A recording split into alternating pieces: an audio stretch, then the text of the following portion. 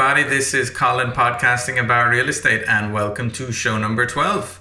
So, my guest today is M.C. Laubscher, the CEO of Producers Wealth and host of the popular business and investing podcast, Cashflow Ninja. So, MC is a bit of an innovator, and he thinks about wealth creation and wealth protection differently to most people that I've met. He's an expert at alternative cash flow strategies, which could incorporate real estate, insurance, commodities, cryptocurrencies, and much, much more. His already successful business has grown exponentially during the COVID crisis as a lot of people realized that their wealth and tax strategies were not as safe or as diversified as they thought. So it was a really interesting chat. He's a lot of really interesting ideas. He's a very successful guy, very smart guy. And I appreciate his story and the time he shared with us. So before we head over to MC, I just want to remind folks that I have a website, Colin Investments. That's COLIN, investments.com. You'll find a range of free reports. You'll find all my previous podcasts. You'll find a bunch of videos, not just the videos of the podcast, but other videos I put up there as well. You'll be able to schedule calls and consultations with me. And yeah, I would just encourage you to reach out and say hello. I always love hearing from my listeners, okay? So let's head over to MC and see what he has to say. MC Laubscher, how you doing, my friend? Welcome to the show. Fantastic to be back on. Appreciate you and always enjoy our conversations and looking forward to our chat today.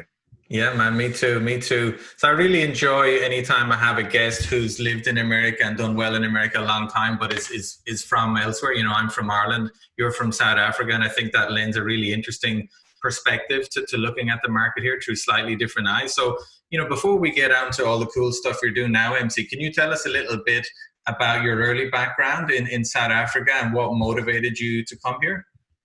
Yeah, so I left South Africa after university and just traveled extensively. Ended up in the United States actually playing sports here. And as I was traveling for sports, which was quite amazing way to see the world and being in a different city every other weekend almost. What sport was I started rugby. Rugby, of course. Yeah. So played in a national rugby league here.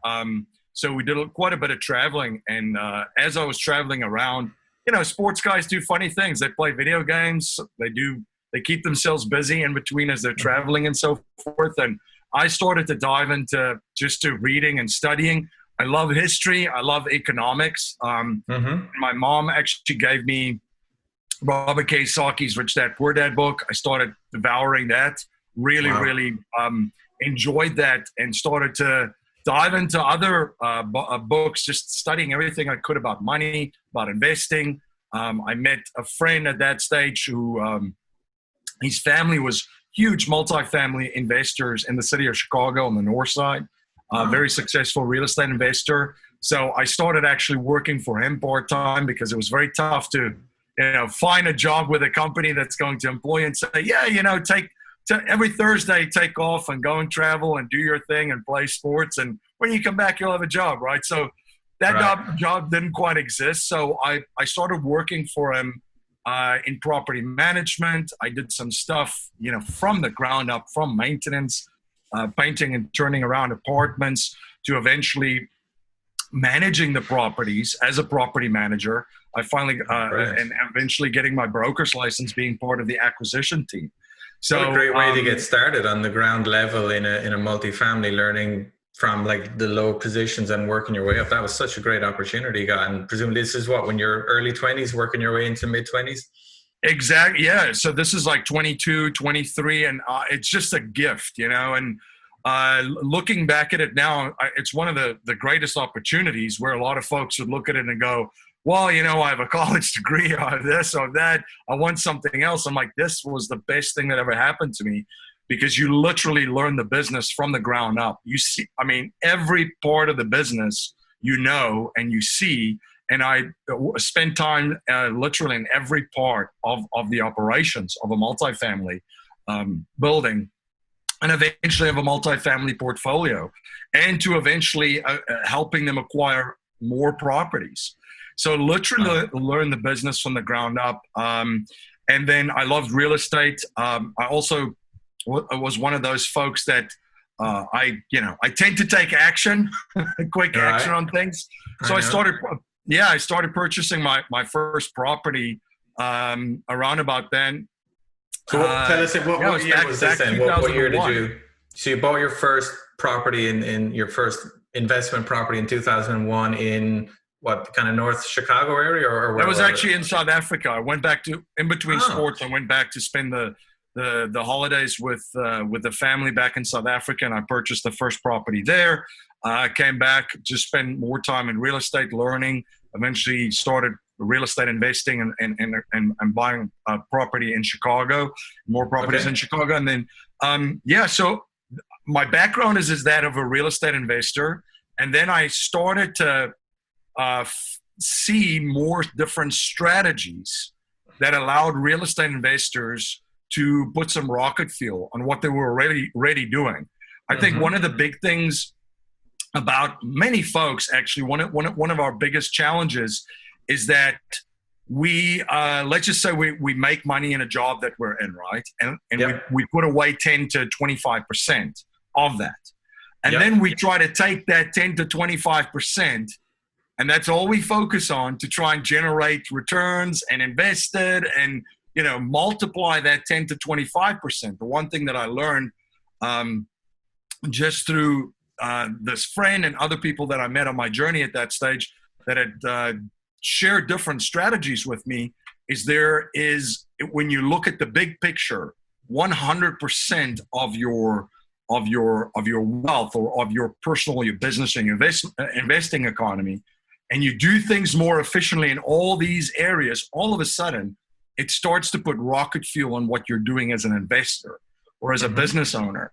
So I started implementing these strategies, and eventually 5 years ago, I started my own company where I share and help people implement and execute these strategies with a company called Producers Wealth. Okay. And then the podcast I started 4.5 years ago, the Cashflow Ninja, is where we just share how to create, protect, and multiply your wealth in any economy Mm-hmm. and in any marketplace. And we focus on businesses, real estate, commodities, crypto and blockchain technologies, and also paper assets. So we talk cash flow in many, many different niches and many different types of investments. So it's really and the goal with that too of Cashflow Ninja, essentially initially for a podcast, is a lot of clients that we had from Producers Wealth asked, MC, what do you know about this strategy about how to cash flow gold and silver? What do you know about this strategy with this real estate or particular stock strategy? And I Mm-hmm. would say, well, I'm no expert, but let me find an expert for you. Yeah. And I'll interview an expert for you, and you can do your own research. But it was part of the learning process, and it's Cashflow Ninja's turned into a full-blown educational online company. Mm-hmm. And then we have It's a great Producers show. Wealth, which is still the wealth strategy company. That's awesome. So, and I love, Cash Run is a great show. You've done what, 600 and something episodes now, which is really impressive. Because I know how much work it is to churn out, podcasts. So that's super cool. I mean, all those things you mentioned there. I mean, how much easier is it to employ those wealth generation strategies in a country like America compared to other advanced countries out there? Yeah, I have to say, the United States too. Just when I first got here too, and having obviously grown up in South Africa and having been fortunate enough to travel to other countries, Mm-hmm. I mean, when I came here, I was just blown away with the endless amount of opportunity that existed in 2001 here. And I mean, I was just blown away. I mean, you could literally here in the United States start and create and build anything and achieve anything that you wanted to and that you put your mind towards, right? And that still exists. And the even greater news today is it's global because of the internet. The Mm-hmm. United States were ahead of folks, I would say, 20 years ago, and in certain countries where you could really exponentially go from literally coming here with no money, just some skills, no network, and you can build an amazing life for yourself. And now it's global. If you have access to the internet, you can literally create a business and scale it globally. But the United States, and other countries too, every single country, this is the one thing that I learned about money in general, is that there's a game being played with money. Yeah. And most folks are not aware about it. This is the first thing. Once you become aware of the game, you have to figure out what type of game it is and what the rules are of the game. So, I shared that I was a rugby player. Now, if I went to go on an American football, basically pitch and try to play rugby, I'm just not going to get the outcomes or the results that I wanted. I have to learn the rules of the game and figure out what the best players do on the field to play that game. Now, with money, it's the same thing. The game of money exists. The rules are the tax code.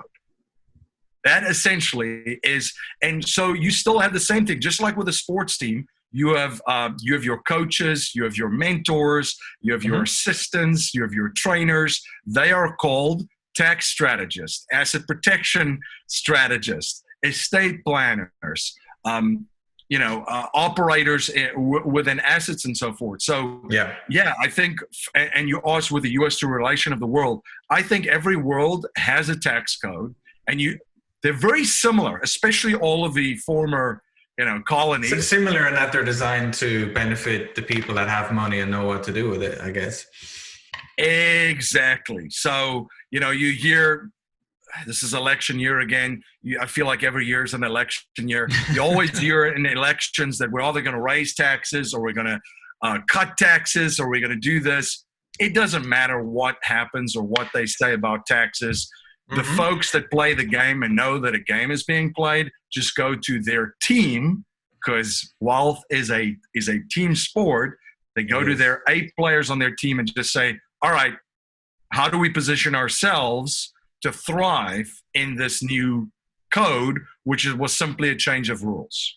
I think that coaching thing is great. Wealth is you do need people on your team if you want to become wealthy. And too many people, and maybe in real estate particularly, they try and do literally everything themselves. They'll try and buy a house themselves, fix it up themselves, sell it themselves. And I mean, smart people hire coaches. Like you said, the richest people in the world have teams of people working for them. Roger Federer, best tennis player in history, he's got a coach. Tom Brady's got a coach. Meryl Streep's got a coach. Everybody, Jeff Bezos has got a coach. Everybody's Tiger Woods.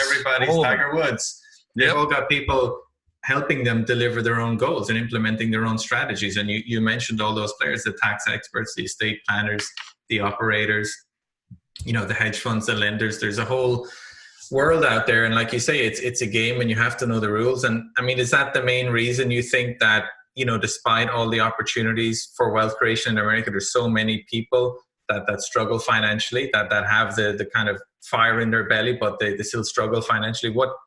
What can you say to them to get started on that journey? Because you can't just go from having 20,000 in the bank to go and employing a bunch of wealth strategists and estate planners. Yeah, so you make a really good point. The first thing that I would say is obviously the education and knowledge that you have and knowing which direction to run into. Because you can be as motivated and as enthusiastic as you can possibly be, but no one's ever reached their destination sprinting 120 miles an hour in the wrong direction. You're never going to get to where you want to go. So, and by the way, that was probably me when I first got out of the gates, in the early 2000s, is I was full of enthusiasm, go to conquer the world like we all do when we're young and full of energy and ambition and so forth. But then after realizing like, man, I'm running in the wrong direction here. So I've got to make an effort to invest in myself first. And by investing in myself, it's reading, it's books, it's videos. And by the way, this doesn't have to cost you money. No. This is the number one objection I get when I make a speech or somebody asks me and say, MC, I have $10,000. What should I invest in?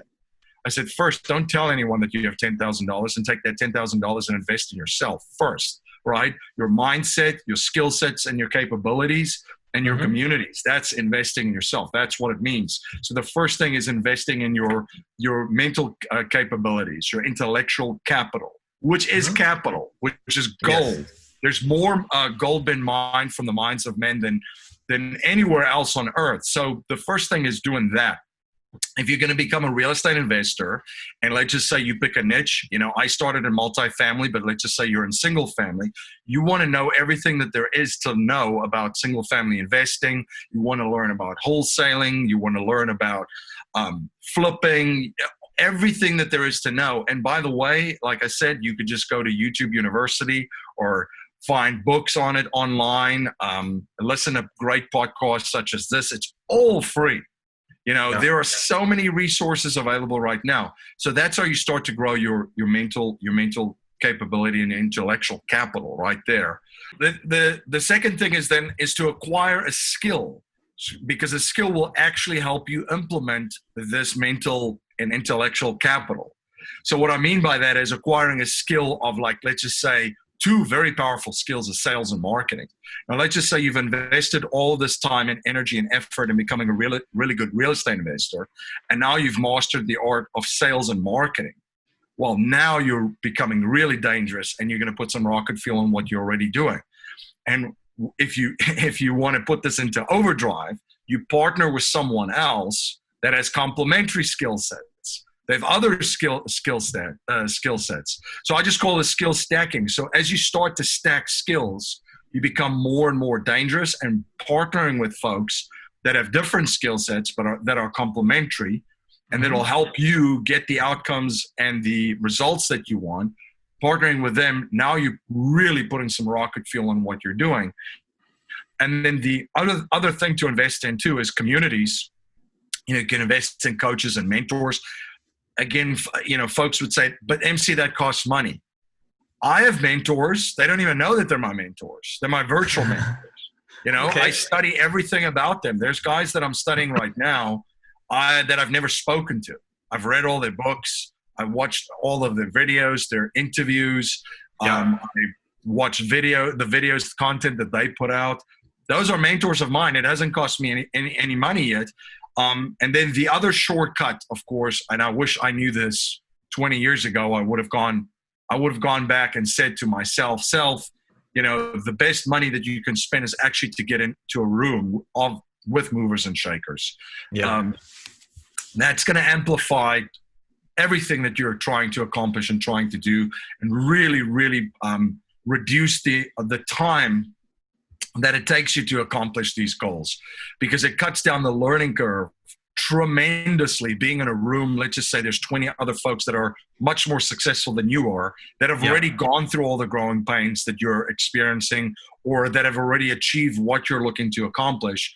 I mean, just learning from them already will drastically cut the learning curve. I wish I took more action on that 20 years ago. Yeah. But I couldn't agree more, mate. I remember when we were just starting our flipping business, and we were doing 3 a month or 4 a month or 5 a month, and we're just kind of building our way up and doing a tiny bit of networking, but not much. We're in our own little bubble in Tampa, Florida. But once we started hanging around with other flippers all over the country, both virtually and in person 3 or 4 times a year, I'm like, oh my God, this lady's doing 1,000 a year. This guy's doing 300 a year. And I call it, you're borrowing money the wrong way. You're accounting for this the wrong way. You're paying taxes the wrong way. You're outsourcing, you're paying insurance the wrong way. They're just open the whole world of how to scale it up. And like you say, pay less taxes was a key point to doing it. Colin, you've got the wrong CPA. Let me introduce you to my guy. And that one little thing alone saves huge amounts of money. So yeah, I agree. Kind of hanging around with people. I mean, learning and getting started with partners who've got started is key. But once you've kind of gotten into a jog, hang around with people that are sprinting. So then you can learn how to sprint as well. And that can just change your life in any market. It doesn't have to be real estate. That could apply to any kind of self-improvement or wealth generation activity at all, I think. Yeah, and you can build your team without spending a lot of money, because that's the thing that holds people back is, I don't have money to do X, Y, and Z. One of the things that I keep saying over and over is you don't have to be the Rockefellers to do what the Rockefellers do. So these things that I just mentioned, a lot of this doesn't cost you any money. It just costs you time and effort and commitment and discipline. So, a lot of the strategies that are out there that we teach and that we share too, Yes, there are some tactical implementation of certain things that eventually will cost some sort of an investment, but essentially to get started, it just requires someone to take action. And once you start doing that, you'll be surprised what happens. You increase your mental capital and you increase the network that you operate in, your relationship capital, and guess what?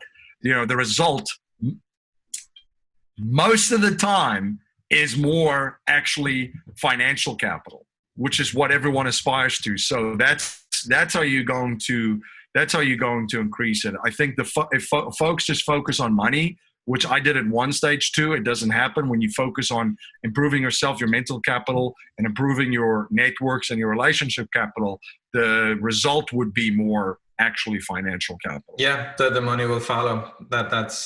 That's exactly it. So look, most people think of they're working a job, they're getting money that way. They might have a rental property, they're getting money that way. They might have some stocks and they're getting some kind of little dividends. And these are the kind of cash flow kind of strategies people know about. But you're an expert at helping people creating cash flow strategies outside of the norm, outside of Wall Street rather. Can you explain what that means? I mean, give us a couple of real life examples of the types of cash flow strategies that you have and that you teach people how to do.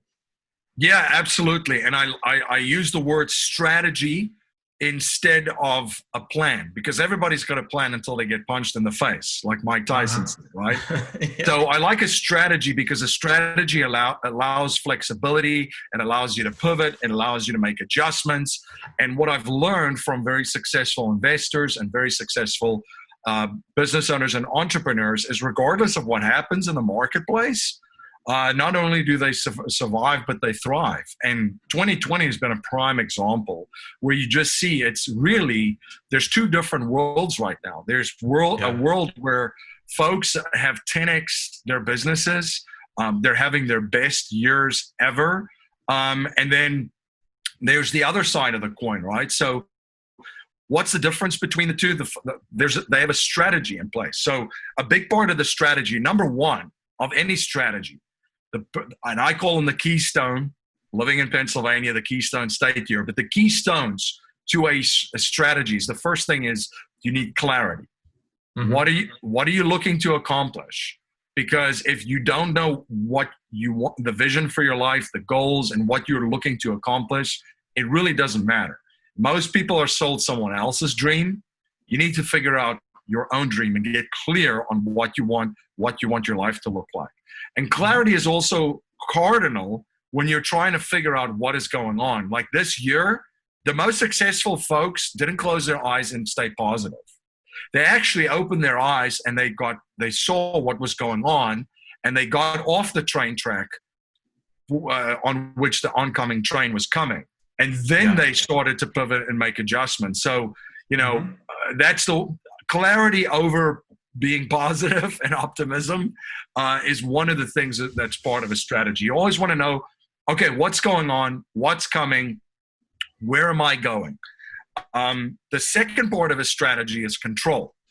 So you want to have control over yourself, your emotions, your team, and then also some of the investments and the projects that you're in, or the operators. And being in control of especially your money and your cash flow is one of the most important things that one can have. The majority of folks have no control.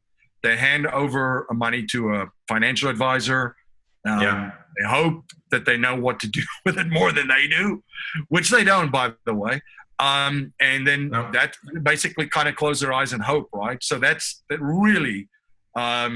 talk about risk. People think I don't want to risk investing in real estate, or I don't want to risk investing in these kind of strategies they might not be educated in, but they take a risk of giving some third party person all their extra wealth and keep their fingers crossed that he doesn't mess it up by the time they come to retire. I mean, that for me is crazy risk. Anything else where you're educating yourself, talking to people, looking at strategies, looking at how they work out, investing your money in it, that's much lower risk than just giving your money to somebody and paying them fees to do it, right? Absolutely. And I think it's also because people have been so bombarded and marketed to by Wall Street that they feel that anything outside of it is risky, where actually the vehicle that they're in is probably the most riskiest vehicle that's out there, right? So that's the first two parts is clarity and control. You want to have control over it. You know, when the markets went down 30 to 40% this year, a lot of our folks in our network, all of our clients and producers, still had control over their capital. So they had control over that. They didn't have to stress or worry because they knew the money's there, where their money's at, what it's doing, how they can access it, and how they can utilize it to capitalize on other opportunities.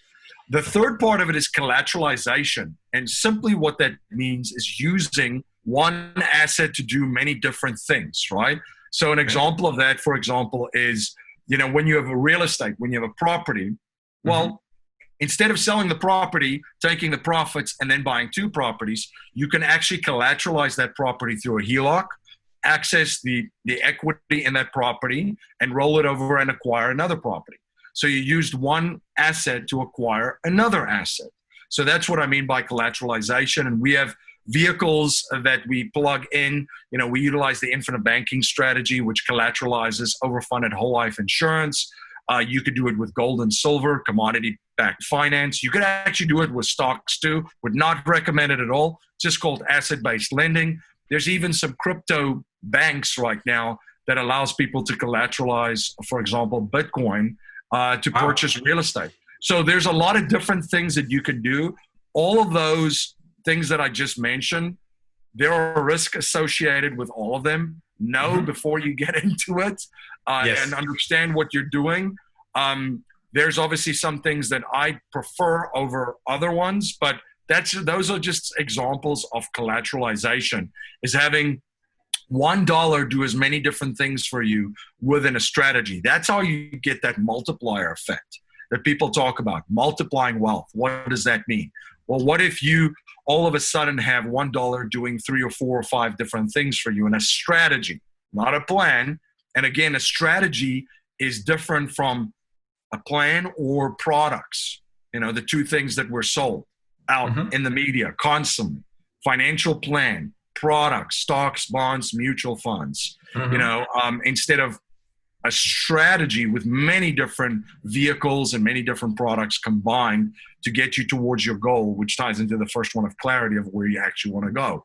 Congruency is when something is congruent with you, it's aligned. You know, we align all the assets that you have and resources behind you to try and get you towards your goal. You know, if you're trying to achieve financial freedom through real estate, but you have 75% of your money in a 401k stuck there, or, you know, in stocks, bonds, and mutual funds, it's not aligned with what you want to do. If you want to get financial freedom through real estate, you got to align the resources and your capital and your assets behind you to push you towards that goal of financial freedom through the vehicle of real estate. So we see that, you know, it's the same thing, you know, Colin, when I ask you, where do you want to go? I want to go to New York. But you're driving towards California. So you got to turn it around and align all of your resources, get the gas that you need, the snacks for the road and the water and all the things that the kids need to get you to New York, not California. Yeah. And then the fifth part of it is cash flow. When you invest for cash flow, you know, and we use a lot of asset cycle investing, which we look at market cycles and asset cycles, in particular assets. So what the really wealthy do is they look at when assets are undervalued and then they buy them, you know, buy low, sell high. And as they buy them low, they buy for cash flow. They produce cash flow right away. And then they buy more and more and more of them until eventually the asset cycle tops out, and then they reposition a little bit their portfolio. But cash flow is very important. And then the framework that I'll share for everything that we do, basically, essentially, is you have to make your money somehow. We all do, whether it's businesses, whether you're a W-2, whether you're a highly paid or skilled professional, you make your money. Then you have to position your capital somewhere. Money has to reside somewhere, whether it's a tin can, whether it's, you know, under your mattress, whether it's in a bank, it has to be positioned somewhere. And then we utilize that capital and deploy it into cash flow investments such as real estate, into growth vehicles which there are certain growth vehicles that we prefer that's non-correlated to markets, only to specifically the currency that they're denominated in or valued in. And then you have to protect. You've got to put a wall around what you produce, where you position your capital, and where you deploy it. And that's done through tax strategy, asset protection, and then also through proper estate planning. Taxes, you mentioned, single greatest expense you'll ever have. One of the things that has been quite incredible is when I spend some time with some friends in a family office here, and they have a family office that manages the wealth of centimillionaire families. So a single family office, for example, is a wealth firm that manages just the money of the family, right? So the Rockefellers have a single family office. And one of the things that amazed me, and just spending some time with them and looking at the strategies, is the amount of time that they spend on tax strategy. It's incredible because they look at the big picture, the whole pie, their entire economy, their personal business, and their investment economy. They figure out tax strategy of how to legally pay as little taxes as possible. And people say, well, what are some of the things that they do? Here's the rule of thumb, and we talked about different countries too, if there's listeners in different countries. If you want to figure out how to pay as little taxes as possible legally, think of it this way. The tax code of every country is an incentive to drive certain behaviors. So if you're a business owner that produces and creates products and you hire employees, guess what? There's tax advantages to that because the government doesn't want to manufacture products or be in the services industry. They need entrepreneurs to do those. Yep. And therefore, there's tax incentives for them to do so because the governments want to drive that behavior. The second thing then is the governments actually want to drive behavior of where you position capital.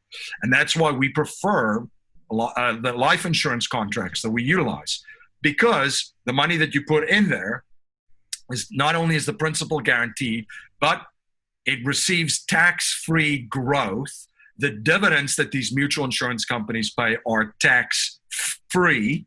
The policy loans through collateralization that you get from it is tax-free. The death benefit that you transfer your estate to is tax-free. Why would they do that? Well, life insurance essentially is the bedrock of society, keeping stability in society and homes when there's a loss of a loved one, right? Think about a family with children, a young family, and maybe they lose a parent. If there's life insurance, well, now, they're taken care of. They don't have to fall on any welfare programs because the life insurance basically takes care of that family. So there's an incentive to position capital there. Then, by the way, the third step is there's an incentive then to not hoard the money that you're making as a business owner. Because that's what people think, by the way, of very wealthy and rich people. They're like, well, they're greedy. No. They make their money by producing and creating value. They position capital efficiently that produces value for society. And then they deploy capital into real estate, which provides low-cost housing or quality, affordable housing for the majority of people out there. And guess what? They get to pay even less taxes and there's tax benefits to do that because the government doesn't want to be in the housing game, right? They don't want to be in the property management or the real estate business. No, just the mortgage business. But you're right. The tax benefits for the tax benefits for real estate are tremendous. I mean, the amount of deductions you get and depreciation and accelerated depreciation and also an inflation hedge. And there's a huge amount of tax benefits from real estate that you don't get from other asset classes. I'm not saying you should only be in real estate, but if you have real estate, I think everybody should have some real estate, and you should absolutely get a smart CPA to advise you on the best way to minimize your taxes. Because I didn't do it for many years, and it's one of my regrets. And when I did start doing it, the amount of savings was tremendous. So, well, talk to me about, you mentioned growth opportunities, MC. I mean, we've had a lot of volatility in the markets the last 6 months for obvious reasons, for COVID. I mean, where do you see the major growth opportunities later this year and next year? And what kind of adjustments are you seeing smart people make to their strategies to take advantage of them? Yeah, on the business side, a lot of folks have really done really well by taking a brick and mortar and analog business and taking it digital. And there's different ways to do that, and finding kind of different things that you could do online, as opposed to just if you're a product business, just in person through a store, or basically through a service, right? So a lot of folks now have started to utilize Zoom to conduct business in some way, shape, or form. But when you take a business from an analog or a brick and mortar, and maybe if your listeners can find me an example, I'm open to learning. But every single example that I've seen is that when you go from brick and mortar and analog to digital, the sky is the limit, because you can now scale a business like you've never ever scaled it before, because you're not tied down to a specific geographic area. It reduces overall costs. Think about it this way. If you have a physical store, brick and mortar, where you have to pay rent, you have limited space, I could go on, but you're not confined to your geographic location. You've reduced cost, and through the internet, you can literally run a business 24 hours a day, 7 days a week, 365 days a year. You never shut your doors of your business, right? So there's massive growth opportunities there. And then there's also, this might be, 2007, 2008 was probably one of the greatest opportunities for real estate investors to come in and buy properties, distressed properties. After that crash, right now, I would say it's probably one of the biggest business buying opportunities. But it's going to have to be specific businesses, because there's a lot of businesses that will no longer exist in the way, shape, or form that we know. And we've already seen a couple of them had to make serious adjustments, and some of them will just disappear. Quite frankly, there's folks that that I'm in a network with, for example, that they're in the commercial cleaning business. When the majority of office space is going to be completely empty because people are going to work remotely, there might not be a need for those businesses. There's other things that they can do, but that's not going to be it. So there's going to be some businesses that can be purchased and bundled and sold off eventually. There's enormous growth opportunities there. I would say that there's enormous opportunity coming in the destabilization of financial markets eventually. And what I mean by that is, you just have to look at what the big guys are doing and gals and how they're positioning themselves to play out the next year. So for example, there's Kiyosaki talks about the three types of money, right? God's money, government money, and people money. You need to be positioned accordingly in all three of those monies. And you need to do your homework and study before you make any of those moves. But the very, very wealthy folks, if let's just look at Berkshire Hathaway, one of their biggest, largest cash positions that they've ever been in, right? So they're in government money. They have cash, the largest cash positions ever. Then we also saw that they just took a massive stake in Barrick Gold. Why would Buffett invest in a gold company that is something that he despises, that he's always bashed? He's always bashed gold. Well, that's God's cash flow, right? Silver. And he doesn't want to just own the physical part of it. He actually wants a business that produces it, so he could get actually gold and silver at a cheaper cost, and the business cash flows for him, right? A value play. And then there's other folks that have looked at, from an inflationary standpoint, of a hedging strategy into people's money, which is the very, very highly speculative and still very risky world of cryptocurrencies. We saw Paul Tudor Jones, one of the biggest investors or traders on Wall Street, rather, legendary, move approximately 2% of his net worth into Bitcoin, for example. Now, why would he do that?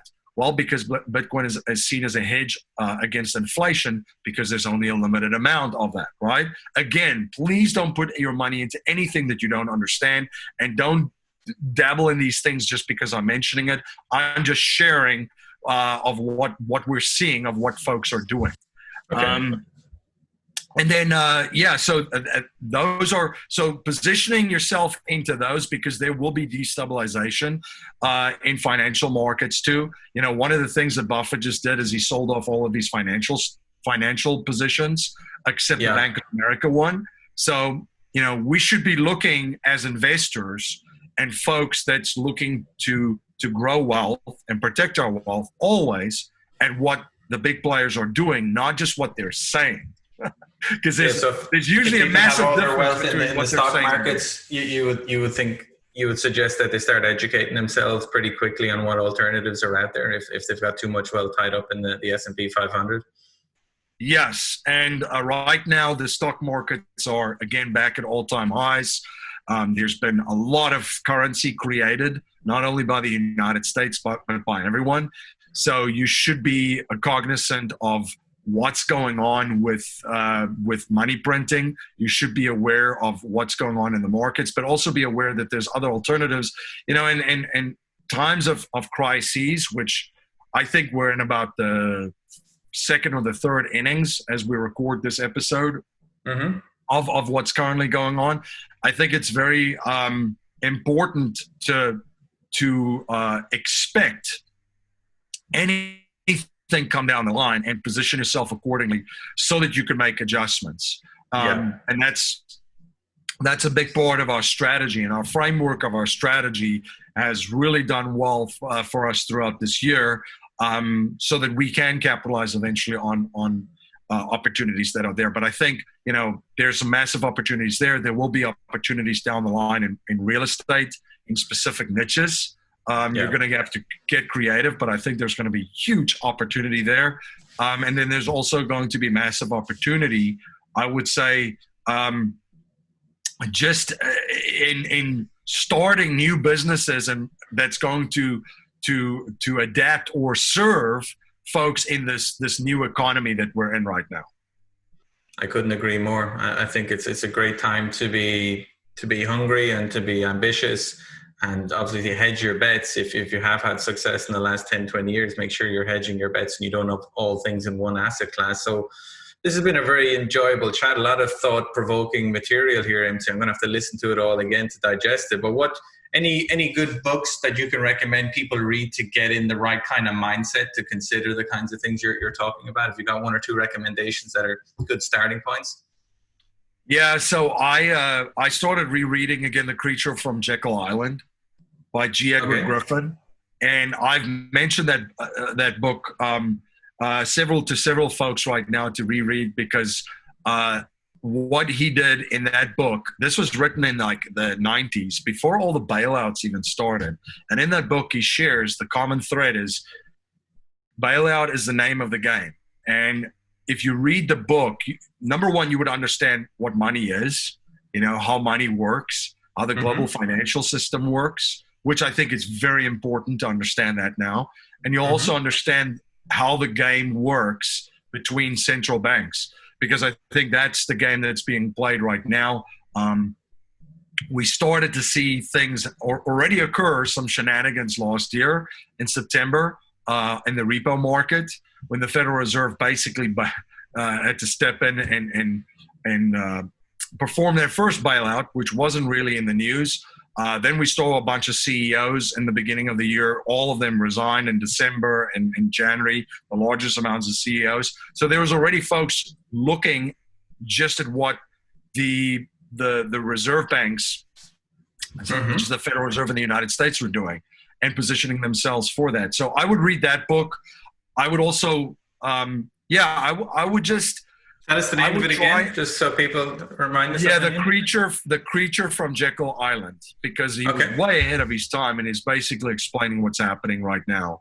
And obviously, no one saw the pandemic coming. No one saw this year, so that was not a prediction on that, but it was a prediction on the money game and how the game is played, and how the name of the game is bailout for a lot of the banks, a lot of the financial institutions, and also a lot of the corporations. Wow. Okay. I'll definitely put that in the show notes. It sounds like a really interesting book. I'm going to check it out myself as well. So listen, MT, when you're not, busy with wealth creating strategies and educating people and doing your 600 and something episodes in the Cashflow Ninja, what do you do for fun? What do you do to wind down? Spend a lot of time with the family. So we have a young, active, energetic family with a 3-year-old and a 20-month-old. So oh wow, yeah, just enjoy every minute and every second with them. And obviously there's been a lot of togetherness this year, but it's been very, very enjoyable. And I think we're going to look back at this and just think of it as truly a special time to be able to spend time with our family and enjoy. For me personally, just enjoy the children, and spending time with them when they're this young, right? Yeah, no, I can emphasize with that. I have 2 young kids as well, and we've grown very close over the last 5-6 months. It has been a pretty special time. Not without its bad days, I have to say, but overall it's been great. It's been great. So listen, how do people get in touch with you, MC, if they want to learn a little bit more about you and your companies? Cashflowninja.com. So cashflowninja.com is where our all of our shows are, our community and so forth. And if they're interested in learning more about our banking strategy and how to become your own bank, where we share some and go into more depth, some of the things that I share now, they could go to yourownbankingsystem.com. It's yourownbankingsystem.com.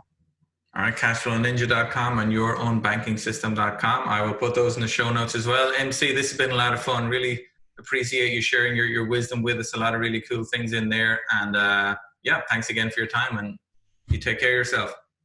Thank you so much for having me. Appreciate you. There you have it, folks. That was MC Laubscher with show number 12. I really enjoyed that conversation. It's a lot to take in. It might be one of those podcasts that's worth listening to again. And a lot of great ideas. Obviously, really appreciate MC's time. I liked his early journey from South Africa to the US as a rugby player. South Africa is a huge rugby country, and it's a really tough sport, character building sport. So the fact that he got to a high level speaks volumes in itself. I like how he got his real estate journey started, just working his way up the ladder, starting with maintenance in a multifamily unit and working all the way up to acquiring more multifamilies with the company and then starting his own investment afterwards. He's completely right about the importance of investing in your own education, reading the right kinds of books, listening to the right kinds of podcasts, of course, networking with the right types of people, setting your goals so that you're, like you said, driving in the right direction and not just barreling forward, without a goal and without a plan in place. That's universal advice that could apply to anybody at any age. And I appreciate the way he lined that out for us. He has some very interesting strategies to create alternative income streams. I think he has a lot of ways for people to really get value for money, to really get the most out of every single dollar that you have to invest. Like he said, he's got ways of kind of putting rocket fuel on what people do. Too often people save a certain proportion of their money and don't invest it and leverage it as efficiently as they could. So he certainly put some thought into that and how that can be improved. And just the importance of having a good team aligned to your goals, that's key. And I think it's a good time to think about wealth creation strategies in 2021 and beyond. He had some good ideas there too. I'm personally going to be looking very closely at expanding my investing in the foreclosure auctions later this year and next year. I'm in the process of designing courses to help people learn about foreclosures and invest in foreclosures. So if you want to be one of my early students in that arena, by all means, reach out to me through the website or just send an email to colin@colinvestments.com. And just appreciate you listening. Thanks for your feedback. By all means, give me a rating and a review if you're enjoying the show and haven't already done so. And I'm going to get back soon again with show 13 and 14 and beyond. We have a great lineup of guests planned already, and I'll leave that with you. Stay safe, expand your connections, always be learning. I'm Colin G. Murphy, and I'm signing out. Thanks again, guys. Bye-bye.